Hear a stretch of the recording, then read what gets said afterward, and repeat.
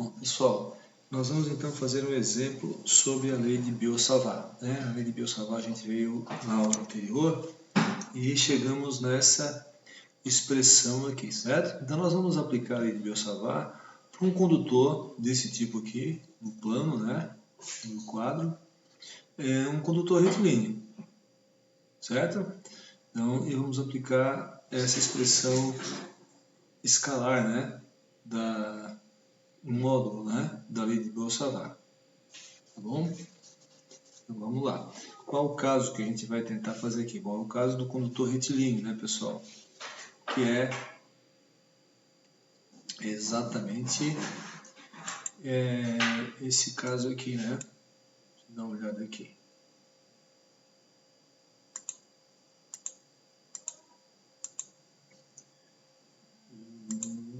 Esse caso aqui, né? Então, um condutor retilíneo, né? A gente já sabe que o H é I sobre 2πr, né? No caso aplicando a lei de Ampère, né? Nós já chegamos nesse resultado, certo? Se eu quero saber o campo H nesse ponto aqui, né? Vamos supor que a corrente está entrando, né? O polegar da direção do campo, né? Da direção da corrente, desculpem, e os dedos da mão da direção do campo, né?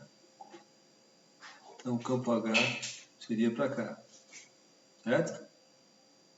O raio, né? O raio seria a distância, né? Até o centro do condutor, né? Então, essa distância aqui seria o meu raio, né? O meu raio. Quanto que seria o campo H, o módulo dele? E a corrente que está circulando aqui no meio, né? E sobre 2πr. A gente já fez isso com a lei de Ampère, certo? Lei de Ampère, integral da HDL igual a I, né? E hoje a gente vai ter que chegar no mesmo resultado, só que usando a lei de Biot-Savart. Então, na lei de Biot-Savart, aqui, né? Nós vamos usar essa expressão, certo? Vamos lá então. A gente pode fazer o seguinte, a gente pode copiar essa expressão aqui, ó. Vamos copiar a expressão.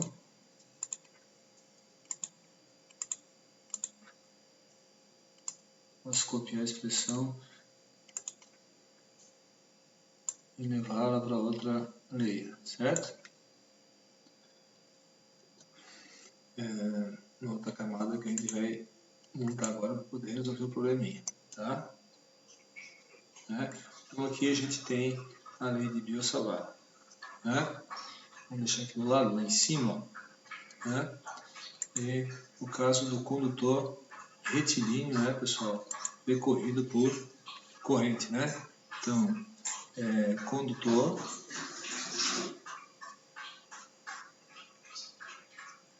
retilíneo, né?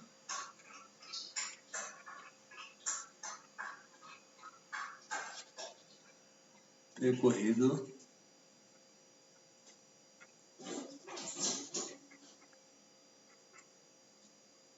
por uma corrente elétrica I, né? Então, o condutor retilíneo percorrido por uma corrente elétrica I. Quanto que seria o H, né? Certo? Quanto que seria o campo magnético usando a lei de Biot-Savart, né? Então, usando Biot-Savart,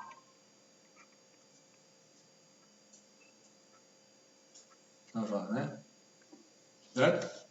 Bom, vamos fazer aqui então o seguinte, vamos tentar desenhar, tentar fazer aqui para vocês, o condutor, em vez de fazer penetrando no plano do quadro, como a gente faz com a lei de Ampère, aqui a gente vai fazer o contrário, a gente vai fazer ele reto aqui, ó, no próprio plano do quadro, aqui, ó. Beleza. Ele está sendo percorrido por uma corrente elétrica I, né? Então, eu vou colocar essa corrente elétrica I aqui, I.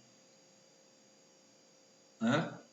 E eu quero saber o campo, vamos supor que a corrente está com esse sentido, então o campo, claro que ele está entrando nesse lado aqui, né? Então, eu vou marcar um pontinho P aqui qualquer, em que eu queira saber o campo magnético. Então, vou marcar um ponto P aqui, ó, exatamente nesse ponto aqui, P. Bom, a gente sabe que, na verdade, o campo vai estar entrando aqui, né, pessoal? O campo vai estar entrando nesse ponto P, né? Campo H, certo? Bom, aqui, na verdade, eu vou ter um DH, então. Um módulo DH, cuja direção é entrando, né? E o que eu vou fazer aqui? Eu vou fazer o seguinte, eu vou definir um pedacinho aqui dl, um vetorzinho dl, né? Por exemplo, aqui, ó, muito bom. Um vetorzinho dl, né? dl, certo? Eu vou chamar essa distância aqui, ó, vou chamar de um raio R maiúsculo, certo? Que seria a distância, né, desse ponto que eu quero saber o campo até o condutor, né?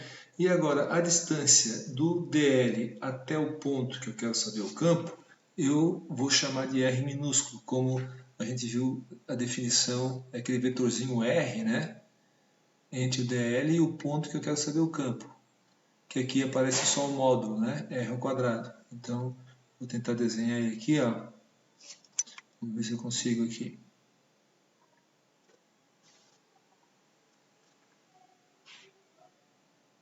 Aqui não ficou legal. Então, vamos de novo. Não ficou legal de novo. Vamos um pouquinho mais aqui. Agora deu, né? Mais ou menos aqui. Então, aqui eu teria o meu vetorzinho R, né? O vetorzinho R, cujo módulo, né? Cujo módulo é R. E aqui eu teria o meu vetorzinho dl, né? Cujo módulo é dl, né? Então, se eu for trabalhar em termos de módulo, né, eu vou chamar isso aqui de simplesmente R e dl, né? Note que esse ângulo aqui, ó, é aquele ângulo θ, né, para fazer o produto vetorial. O ângulo θ para fazer o produto vetorial dl, R, né? dl vetorial R, que dá dl, R, seno de θ. Por isso que aparece aquele seno de θ lá, né? E aí o R ao cubo que tinha aqui, cortou com R lá de cima, dl, R, seno de θ, ficou R ao quadrado. A gente viu isso na aula passada, né? Bom, esse dl aqui, se eu fizer esse triângulo aqui, né, eu tenho então uma hipotenusa com raio Rzinho, a distância perpendicular aqui até o condutor com raio Rzão, né? E, na verdade, essa distância daqui até aqui, ó, se isso aqui é um dlzinho, então eu posso dizer que isso tudo aqui, ó, essa distância aqui, seria um L, certo? Posso chamar isso aqui um L. Tudo bem, poderia chamar o condutor inteiro, mas posso chamar também só esse pedaço daqui até aqui. Isso aqui é um L, um pedacinho desse L é dl, né? Bom, o que eu vou ter que fazer, pessoal? Eu vou ter que fazer esse dl vir lá de menos infinito. Cada dlzinho produz um dh. Eu vou ter que somar o dh feito por cada pedacinho, por cada dlzinho, né, até mais infinito. Note que fica meio difícil integrar isso aqui em relação a L, né, porque o L daí, associando dl com L, o L ele teria que vir lá de menos infinito até mais infinito. E o condutor retilíneo, né, é infinito esse aqui, certo? Então, seria mais vantajoso eu integrar em relação a ângulos, né? Só que eu percebo o seguinte, esse ângulo θ aqui também, ele não é muito interessante para mim, porque quando esse dl está lá para baixo, esse ângulo ele vai tender a zero, né? E quando se eu quiser fazer para o lado de cima do condutor, imaginando que esse condutor infinito ele é composto de dois condutores semi-infinitos, né? Um que vai desse ponto aqui até mais infinito para cima e desse ponto aqui até menos infinito para baixo, ficaria o θ lá para cima, ele tenderia a zero também, né? Então, como é que eu vou fazer esse DL variar? Bom, note que quando o DL varia, o raio Rzinho varia. Se eu colocar o DL mais para baixo, esse raio vai aumentar. Se eu colocar o DL mais para cima, esse raio vai diminuir. Mas o meu raio Rzão, que é a distância do condutor até o ponto que eu quero saber o campo, não vai mudar. Esse raio Rzão não vai mudar, certo? Por que não vai mudar? Porque eu tenho que variar o DL. O DL é que tem que variar. Cada DLzinho desse faz um DH lá, né? A integral, o que é a integral? Quando eu fizer a integral desse DH, é a somatória de todos os DH, né? Então, um ângulo que é bem interessante nesse caso aqui, para em vez de fazer a integral em DL, fazer um D, algum ângulo, vamos chamar de φ daí, seria esse ângulo aqui, ó. Note bem, olha só. Vou chamar esse ângulo aqui de φ. Nota, se eu fizer o φ variar, note que o φ vai aumentando, aumentando, aumentando, o DL vai indo lá para baixo. Se o φ variar de menos 90, quando ele estiver em menos 90 aqui, o meu vetorzinho R vai estar ligado a um DL lá em menos infinito, concorda? O φ vai aumentando, o DL vai indo para baixo. E aí, se depois eu fizer o φ para cima até mais π sobre 2, ele vai estar apontando para um DL lá em mais infinito, né? Então fica muito mais interessante, porque daí, em vez de trabalhar com infinito, eu vou trabalhar com menos π sobre 2 até mais π sobre 2, né? Como é que a gente faria isso? Olha só, vamos usar aqui uma canetinha branca aqui. Primeiro eu vou fazer o seguinte, quanto é que vale o seno de θ? Porque na lei de Biot-Savart eu tenho que usar o seno de θ. Seno de θ. Cateto oposto, R. Note que esse Rzão aqui é constante para mim, é uma distância entre o ponto que eu quero saber o campo e o meu condutor. R, cateto oposto sobre hipotenusa, cujo módulo é Rzinho, né? Certo? Bom, agora se eu fizer o seguinte, se eu fizer o cosseno de φ, cosseno de φ é o cateto adjacente, que é o R, sobre hipotenusa, que é o mesmo Rzinho. Eles são ângulos complementares, né, pessoal? Note que o seno de θ é igual ao cosseno de φ, ó, é Rzão sobre Rzinho, certo? Então, lá na expressão do Biot-Savart, eu posso trocar seno de θ por cosseno de φ, concorda? Então, eu posso escrever assim, ó. Posso fazer o DH e DL, em vez de seno de θ, cosseno de φ sobre 4πr ao quadrado. Note que já apareceu o meu φ aqui, né? Eu percebi que esse cosseno desse ângulo é igual ao seno de θ, certo? Mas agora eu tenho que achar uma relação entre o L, ou seja, o DL, né? E o φ. Para em vez de integrar em DL, aparecer aqui um dφ, eu poder integrar em φ, certo? Como é que eu vou fazer isso? Né? Eu posso fazer o seguinte, ó.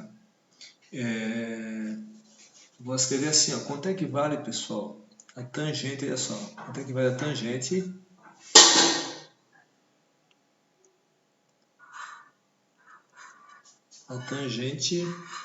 de φ. Tangente de φ vale cateto oposto é isso aqui, o L, ó. L sobre cateto adjacente, que é o R. né? Note que quando eu variar esse dl e for lá para baixo, o L, claro, o L varia, né? E o Rzinho também. O que não varia aqui é só esse Rzão, né? Eu tenho que fazer o dl variar para poder integrar e fazer o dH soma de todos os dLs. Certo, pessoal? Então aqui eu tenho que achar agora uma relação entre dl e o dφ. Bom, é fácil, é só fazer a derivada, né? dl em relação a φ, né? Então, o L é tangente de φ vezes L. A derivada da tangente é a secante ao quadrado. Então, vai dar R, derivada da tangente de φ, secante ao quadrado de φ. Né? Então, eu posso fazer assim, ó, dl, vou fazer aqui, ó, não tem mais espaço, dl igual a R, secante ao quadrado de φ, passa para lá, dφ. Então, eu achei uma relação, ó, pela tangente de φ, eu achei uma relação entre o L, o R e o φ. Né? A tangente de φ é igual a L sobre R. Aí, como aqui na equação eu tenho dl, né? Eu fiz dl dθ, porque eu tenho a relação entre o dl de φ, desculpa, eu tenho a relação entre o L e o φ. Né? Então eu faço essa relação dl dφ e consigo substituir aqui na equação o dl e deixar em função do dφ. Né? Então eu fiz a derivada, passei o dφ para lá. Ó. Então onde tem dl agora eu posso substituir por r secante ao quadrado de φ dφ. Então eu vou substituir na equação de Biot-Savart, que já tinha sido modificada porque eu percebi que o seno de θ é igual ao cosseno de φ. Certo? Então agora eu vou ter assim, ó, dH é igual a I cosseno de φ dl, mas o dl é tudo isso aqui, ó, R secante ao quadrado de φ dφ, né? Então, I vezes dl, dl é R secante ao quadrado de φ dφ, vezes cosseno de φ daqui, né? Vezes I, certo? Bom, tudo isso aqui, né? Tudo isso aqui dividido por 4πr ao quadrado, certo? Bom, só que eu sei dessa expressão aqui, ó, que o cosseno de φ é R sobre Rzinho. E o que não está sendo legal para mim é que o φ ele é variável, mas esse Rzão aqui ele é constante. Mas o Rzinho não é constante, porque note, quando o dl varia, esse Rzinho, que é o vetorzinho, ele vai ficar maior ou menor. O L também. Então o φ varia, o Rzinho varia, o L varia. Então aqui eu tenho que deixar tudo em função do φ, né? Então, onde aparece o Rzinho, eu posso fazer R sobre cosseno de φ, certo? Então, na verdade, aqui eu tenho o Rzinho, R sobre cosseno de φ. Aqui eu tenho R ao quadrado, né? Então, eu vou tentar escrever aqui, ó, nesse cantinho agora. Vamos ver se a gente consegue fazer tudo nesse quadro aqui. E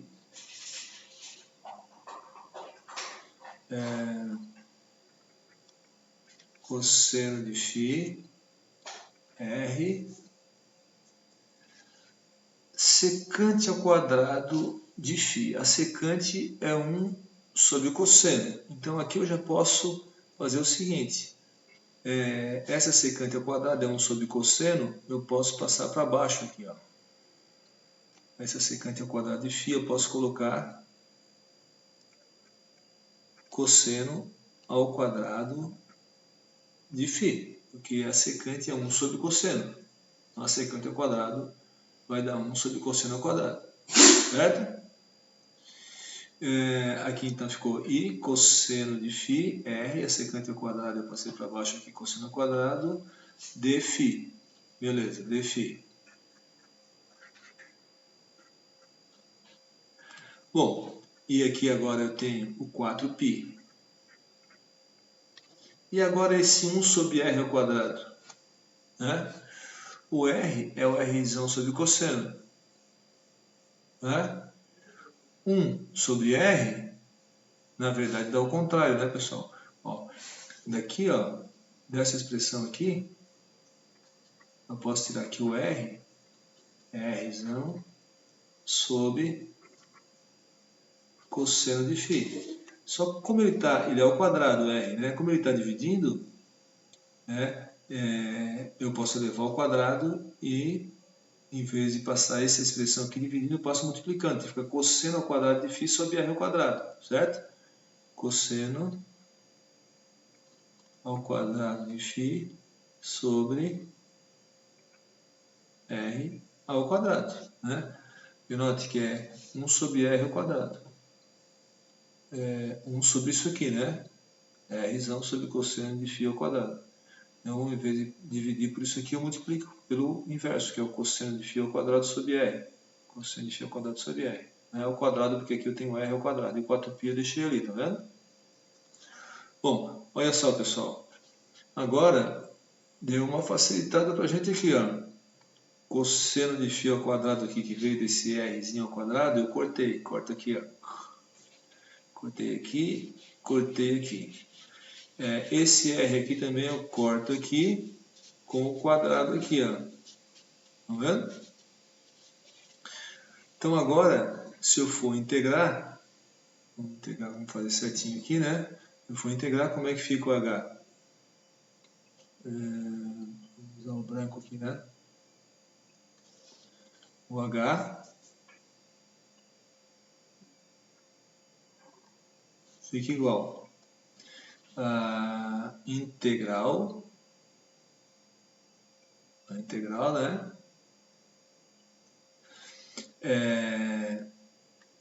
I é constante. Então, mas tudo bem, vamos deixar aqui, depois a gente pode colocar para fora da integral, né? I sobre, aqui é 4π, o R é uma constante, ele é um ponto fixo, né? A distância R, 4π. Então, I, 4πr. Agora, eu cortei o cosseno ao quadrado, mas ficou um cosseno de φ aqui, ó. Integral de cosseno de φ de φ. Certo? Note que aqui nesse ponto, ó, eu vou integrar de menos π sobre 2, né? O φ de menos π sobre 2, para esse dl ficar lá em menos infinito, até mais π sobre 2, para pegar todo o condutor, né?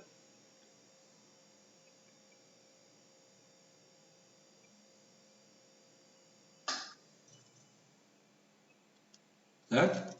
Vamos selecionar isso aqui.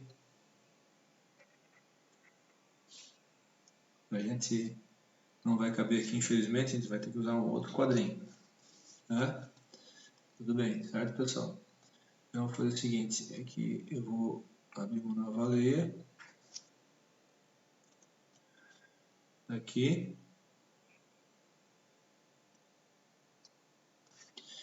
E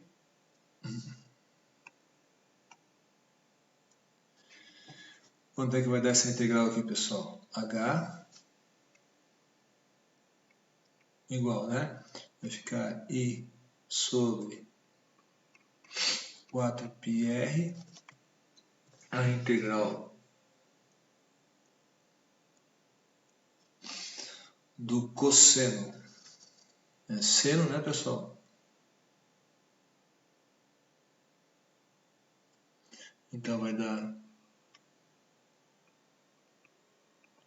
o seno de φ integrado de menos π sobre 2 até π sobre 2. Isso vai dar I sobre 4πr seno de π sobre 2. Seno de 90 é 1 menos o seno de menos π sobre 2. O seno de menos 90. Menos 1. Então isso aqui vai dar 2, né? Vai cortar com 4. Vai ficar H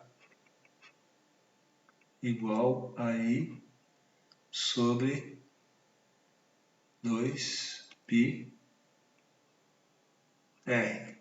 Claro que lá, no caso da lei de Ampère, era um Rzinho minúsculo que a gente usou, certo? Aqui a gente usou um R maiúsculo, a distância até o condutor, né? Mas deu exatamente o mesmo resultado, certo? Se a gente olhar na lei de Ampère, a gente encontrou I sobre 2πr, né, pessoal? Eu acho que, nesse caso aqui, ó, HI sobre 2πr. Tá bom, pessoal? Obrigado, então.